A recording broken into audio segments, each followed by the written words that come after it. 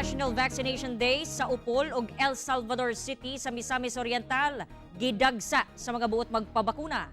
Ani ang report ni James Paulo Yap.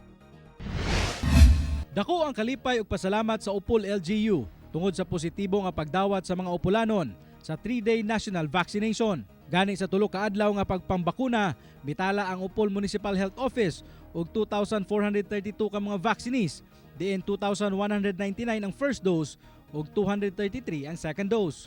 Atong agaton ang atong mga kasilinganan nga magpabakuna aron usab kita protektado, ilabi na karon nga labi na karon nga naanata sa bulan sa Disyembre, medyo luag-luag ang atong protocol, luag-luag ang atong status nga gihatag sa gobyerno.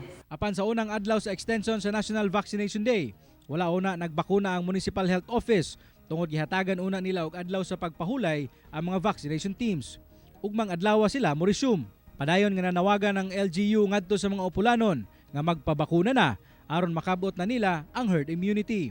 Sa karon, anaa pa sa 29.2% ang herd immunity sa lungsod, diin mokabat sa kapin 13,000 ka tawo ang nabakunahan na. Samtang sa El Salvador City, kapin 2,000 ang mga nabakunahan sa tulo ka adlaw nga National Vaccination Day sa syudad, butang nga gikalipay sa LGU. Wala unay pagpangbakuna karong adlaw tungod gipailawom sa debriefing ang vaccination teams ug mobalik ugmang adlaw.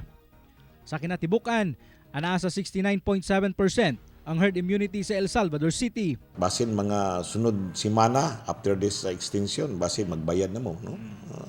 Kay mao ni atong kuan sa atong presidente. So manginaot ta nga magbabaksin na gyud.